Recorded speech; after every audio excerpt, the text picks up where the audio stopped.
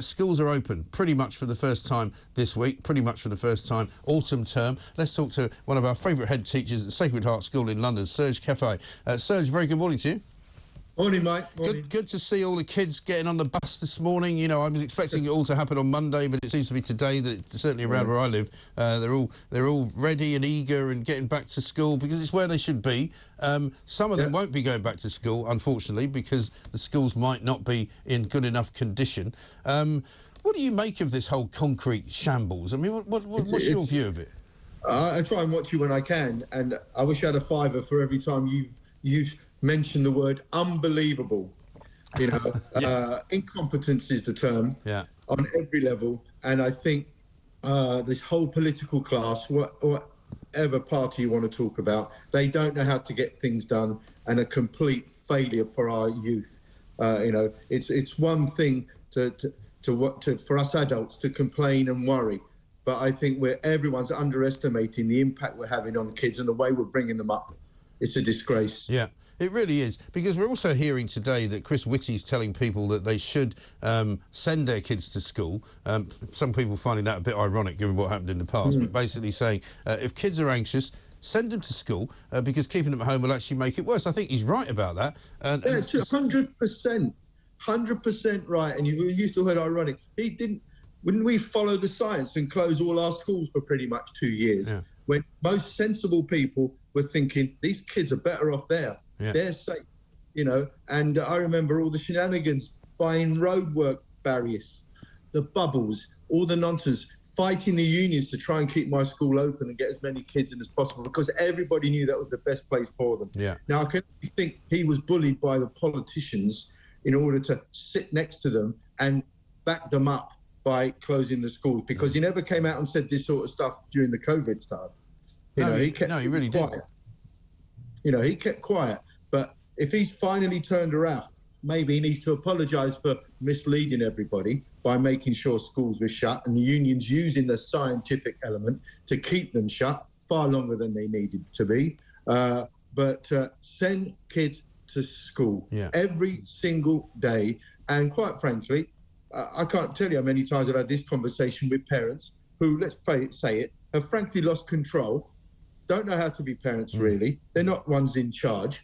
So I try to encourage parents, look, if they're ill, if they decide what anxious means, by the way, but if they are ill, you know what, send your little darling, because you love them. We care about them, but we don't love them. And if they're really sick, you know what, we'll ring you up. Yeah. And then we can send them home. It's so refreshing talking to you, Serge, because what you've said there will horrify the wokists. They'll go, well, what do you mean you don't love them? You should love everyone. You know, because you're quite right. Of course you don't love other people's children. You shouldn't. And you're absolutely right to say that send them to school. But a letter published by the Department for Education, we're told this morning, actually acknowledges that the pandemic and the lockdown has left some families feeling less confident with working out whether the kids should be well enough to go to school. Well, you know, the bottom line is I know you kept your school open. I know you did an awful lot that others didn't do at the time. But also, this is the season. I remember when my kids were younger, it's September, you know, everybody gets sick. You send your kids to school, they come home with some horrific cold, you get it as well. It's part of, you know, it's part of autumn. It's what happens, you know. If you don't send them to school, you'll get it much later when nobody else has got it. But this is all linked to what you were talking about with your previous guest in terms of how wrong can we get it? You know, can we talk about resilience in our kids? We have abdicated our responsibility as adults bringing up children properly. You know, we want children, when they fall over, and they will, get up, dust yourself down and get on with it. Instead, what are we finding? Every time something goes wrong, it's somebody else's fault. Somebody else is going to come and bail you out. Our welfare system is not fit for purpose anymore. It was always supposed to be a safety net, not a way of life, you know. And I don't know, I use your word, unbelievable. I don't know when it's going to stop. Can we trust these politicians to do it? Absolutely not. But who do we vote for? Who do I vote for? I really haven't a clue anymore. But I feel so sorry for these kids because they're the ones that ultimately are going to have to face the reality of more difficult lives. Yeah. Well, we're now sort of, ruled over by a class of politician, and you'll like this one today. Not only have we got Gillian Keegan wanting people to say thank you to her and well done for doing such an effing great job, we've also got Nick Gibb apparently coming out, her junior minister, saying that their response to this concrete crisis is world class. Well, I've met him a few times, I'm afraid. I don't get on with him very well, and he doesn't get on with me. Yeah, that's not surprising. The one thing about Ms. Keegan is that her swearing, at least we now know who she is. Right. Didn't really know what she did before, but there's no credit here. The only thing they had, absolutely no choice. Can you imagine if a roof had fallen down and killed or damaged a kid? They would have been hamstrung. So this wasn't pre-planned. This was absolutely no choice. Finally, whoever these advisors are, and I've met a few of those as well, and I'm sure you have, yeah. Many more than me, have finally turned around and say, you better make sure no one goes to school while there's even a small chance of a kid being hurt. Not their decision, no planning as usual. It seems to me no one talks about their job, but then we can have an Ofsted inspector, can't we, Michael, who's never taught? Yeah. Can you imagine that? I know. Unbelievable. Yeah. Again. It really is incredible, isn't it? What about the big news this week? I mean, you've got a new school year beginning. You're a man that can sense what sort of the trends are. What are you seeing? Are you seeing more kids turning up looking excitable? Are you seeing more kids turning up looking like they're not interested? What's the vibe, well, I suppose, is my question. The best part of being a head teacher, Michael, the best part of being a head teacher is I've got a school gate.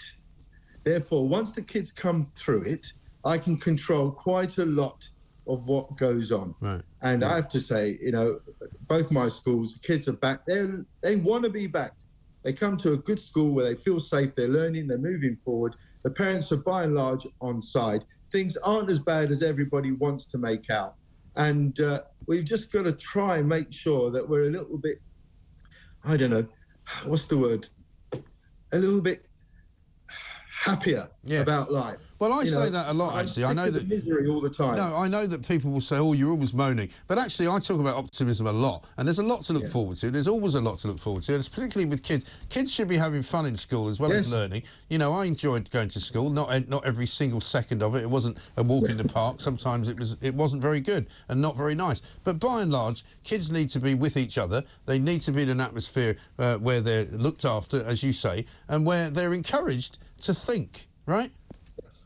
Yeah, and treated like children, God forbid. Has everyone forgotten about puberty and adolescence and, this whole trans conversation, which absolutely drives me mad.